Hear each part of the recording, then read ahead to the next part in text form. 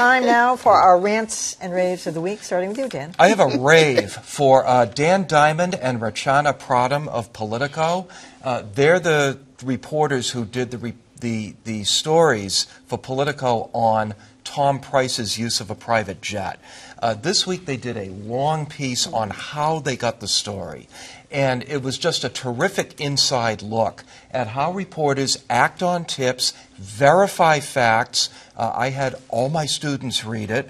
The most amazing part was when you had Dan Diamond on the tarmac timing the incoming plane on his phone while Rachana went driving by to try to get a look at the plane as it was coming down.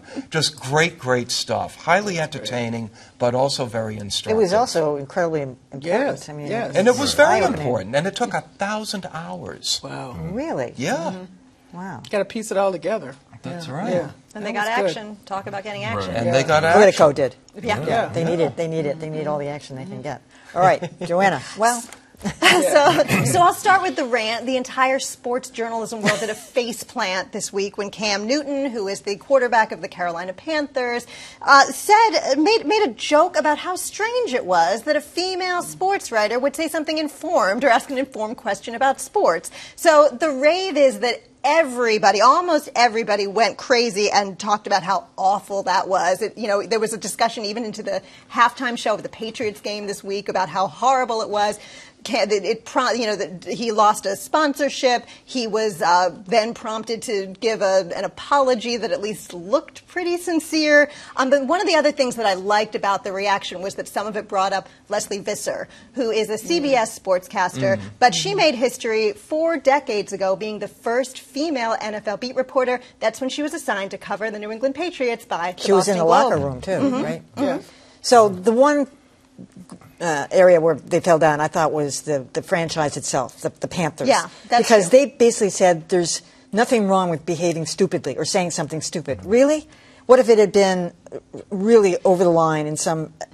They would have taken some kind of action. So it's almost like it was a free speech thing for them. They punted, so to speak, but the sportscasters surrounding it were almost universal in their condemnation. That's true. No, that's absolutely true. I'm just saying, yeah. The NFL once again. All right, who we got next? Callie. And it's not that long ago that Melissa Lutke had to file suit to get into the locker rooms, and we're still here. Really, can't believe it. But I have a rave. I'm so excited to have a rave for CBS in general and David Begg in specific. If people have been watching Puerto Rico coverage, he has been on it. He just came back to the mainland. He's been there for 2.5 weeks. I just heard today that he'll be returning. He's going to cover Nate, the new hurricane, and then go back to Puerto Rico. He speaks Spanish, but for CBS in general, because John LaPook, who knew, speaks Spanish, they sent him down and he covered all of the health issues. It was fantastic in a very detailed way that a doctor could do, and speaking with the people who were putting together these makeshift setups in the shelters. I mean, the team of the two of them with David Begg at the helm has just been fantastic. I can't say enough about it. If you haven't watched them, you must. They really are on the case in the coverage of Puerto Rico. CBS is hurting right now because they don't have a permanent anchor person. Yes. And so people have turned away, and yet they have the best reporters. Oh my God, they're so good. The this best guy is reporters. great. And he's, by the way, he covered all Texas and Florida as well. He's just very, very good. Yeah. All right, Dan Lothian.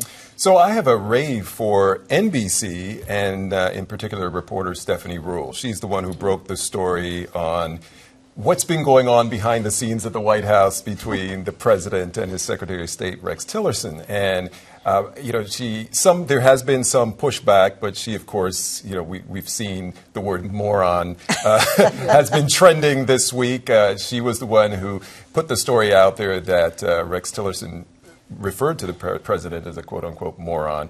Then she did an interview following up and said that the source said that what he actually said was a, quote, effing moron. These kinds of stories, while, the White House may see it as just throwing more fire on an already difficult situation, I think these stories are important because it really gives the public a window into, what administration officials try to dress up and say, all is well, don't worry about this, focus over here. It really tells you what the real story is. And I know as a White House correspondent in the past, we always had trouble trying to get at the real story. We kind of knew what we thought was going on behind the scenes, but to nail that down and to report it was always very difficult. And I think to be able to get this kind of detail, Yes, while I some of the agree. facts may not all be there, you know, that's at least what some Rex are saying. Tillerson did not deny it. He did not brushed deny it off that, as exactly. insignificant Right. and once again blamed the media for focusing on something that he That's thought was petty. trivial. Right, But right. I agree with you. Yeah, It's I a think window. It is a And window. Carol Lee, yeah. the investigative reporter for NBC News, I think worked with Stephanie Right, in exactly. doing that. Yeah. If anybody's ever seen her, she's got kind of an edge to her. She has it. Yeah, She's tough. She was working at Bloomberg, I guess, I don't know, before. she's That's what she tough. said on the Yeah, air. So yeah. she is tough, Yeah, and I'm glad they did that story. All right, well, I have a rave tonight for New York Times op-ed columnist Ross Douthat. Got that right? Douthat. I knew I was going to blow that. He wrote an unbelievable takedown obituary of Hugh Hefner this past weekend, it appears. Let's just put a little bit of it on the screen for us. A pornographer and chauvinist who got rich on masturbation, consumerism, and the exploitation of women, aged into a leering grotesque in a captain's hat. Died a pack rat in a decaying manse where porn blared during his pathetic orgies. And that was some of the nicer things he said about Hugh Hefner. I mean, it was brutal. I also have to say he sent me rushing to the dictionary because he used two words that I am not going to define for you, onanism and priapic. Only one person, you knew one of them. Yeah. I won't knew say one. which, I did not but know. I knew Yeah. either one of them. I had to run to the dictionary, I'm but gonna it write them was down an again. amazing piece, and a lot of people thought it was a bit brutal, but Sounds accurate. finally, the tendency is to say nice things about whoever died, but not this time. All right, well, finally, in our rant last week about the Providence Journal, we said the paper was down to 6 full-time news reporters when that number is actually 16. We also made some critical comments about the Journal's owner, Gatehouse Media, based on that wrong information. We sincerely apologize for the error, and that is it for our show.